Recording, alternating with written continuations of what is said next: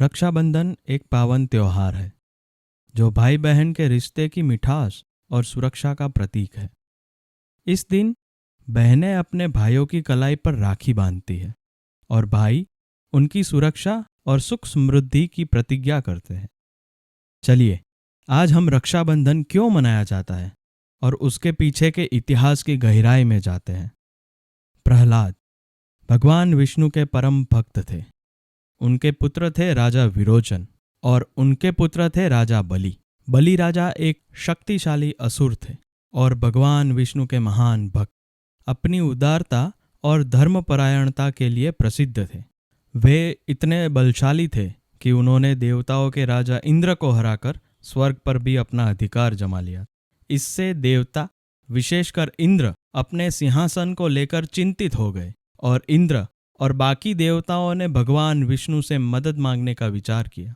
देवताओं ने बलि राजा की इस विजय से भयभीत होकर भगवान विष्णु से सहायता मांगी। भगवान विष्णु ने देवताओं की चिंताओं को समझा और उन्हें आश्वासन दिया कि वे धर्म की रक्षा करेंगे। भगवान विष्णु ने वामन अवतार लिया। ऋषि कश्यप और अदिति के घर एक बौने ब्राह्मण के रूप में जन्म लिया। इस ओर बलि राजा ने विश्वजीत यज्ञ का आरंभ किया। उस यज्ञ में वो गरीबों को मनवांछित दान प्रदान कर रहे थे। वहां पे वामन अवतार जा पहुंचे। उस समय बलि राजा एक भव्य यज्ञ कर रहे थे जिसमें सभी ऋषि मुनि और देवता भी शामिल थे। भगवान वामन जी ने विनम्रता से बलि राजा को कहा, हे महाबली, मुझे आपसे कुछ भिक्षा चाहिए। ये सुनकर बलि राजा हंसते हुए बोले, हे ब्राह्मण देवता, आपकी विनम्रता मुझे प्रभावित कर रही है। आप जो चाहे वह मांग सकते हो। वामन भगवान ने केवल 3 पैर भूमि की मांग की। बलि ने तुरंत इसे स्वीकार कर लिया। लेकिन जैसे ही बलि ने यह वचन दिया कि वामन भगवान ने अपना विराट स्वरूप धारण किया। वामन भगवान के विराट स्वरूप ने सभी को चौंका दिया। उस समय असुरों के गुरु शुक्राचार्य जी ने बलि राजा को कहा कि हे राजन, यह कोई साधारण ब्राह्मण नहीं है, यह स्वयं भगवान विष्णु है। अपनी प्रतिज्ञा वापस लो, अन्यथा तुम्हारी हार निश्चित है। लेकिन बलि ने अपने गुरु शुक्राचार्य जी की चेतावनी को नजरअंदाज किया। वामन भगवान ने पहले पैर से पूरी पृथ्वी को नाप लिया, दूसरे पैर से स्वर्ग को, और अब कोई स्थान शेष नहीं रहा। बलि ने तुरंत समझ लिया कि यह कोई साधारण घटना नहीं है। फिर बलि ने बड़ी विनम्रता से वामन भगवान से कहा, भगवान, आप मेरे सिर पे अपने तीसरे पैर को स्थान दीजिए। मैं आपके चरणों में अपना सर्वस्व अर्पण करता हूँ।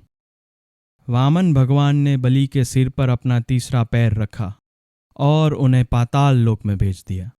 लेकिन भगवान विष्णु ने उनकी भक्ति से प्रभावित होकर उन्हें पाताल लोक का राजा बनाया और हमेशा उनकी रक्षा करने का वरदान दिया। भगवान विष्णु ने बलि राजा के साथ पाताल लोक में रहने का निर्णय किया और भगवान विष्णु राजा बलि के द्वारपाल होकर रहने लगे। अब देवी लक्ष्मी इस निर्णय से चिंतित हो गई। उन्हें अपने पति के बिना वैकुंठ में अकेला महसूस हुआ। तब उन्होंने एक युक्ति सोची। देवी लक्ष्मी ने एक गरीब स्त्री का वेश धारण किया और बलि के महल में पहुंची। माता लक्ष्मी ने दीन स्वर में राजा बलि से प्रार्थना की, हे महाबली, मैं एक गरीब महिला हूं और आपसे रक्षा का वचन चाहती हूं। क्या आप मेरे भाई बनोगे? बलि ने सहर्ष यह प्रस्ताव स्वीकार किया। देवी लक्ष्मी ने उन्हें राखी बांधी और वचन देने को कहा। राजा बलि ने वचन दिया कि वे देवी लक्ष्मी की हर इच्छा पूरी करेंगे। तब देवी लक्ष्मी ने अपनी असली पहचान प्रकट की और भगवान विष्णु को वापस वैकुंठ ले जाने की प्रार्थना की। राजा बलि भावुक हो गए और बोले, हे देवी, आपने मुझे भाई का दर्जा दिया है। मैं आपके वचन से बंधा हूँ। भगवान विष्णु आपके साथ वापस जाए, लेकिन उन्हें मुझसे एक वादा करना पड़ेगा कि वे हर वर्ष मुझे दर्शन देने आएंगे। भगवान विष्णु ने यह वचन दिया कि वे हर वर्ष बलि को दर्शन देने आएंगे और उनकी रक्षा करेंगे। और देवी लक्ष्मी और भगवान विष्णु वापस वैकुंठ धाम लौट गए। माना जाता है कि देवी लक्ष्मी ने श्रावण सुद पूर्णिमा के दिन राजा बलि को राखी बांधी थी, इसलिए तब से श्रावण सुद पूर्णिमा के दिन रक्षाबंधन मनाया जाता है। यदि आपको यह वीडियो पसंद आई हो तो कृपया इसे लाइक करें, शेयर करें और हमारे चैनल को सब्सक्राइब करें। धन्यवाद।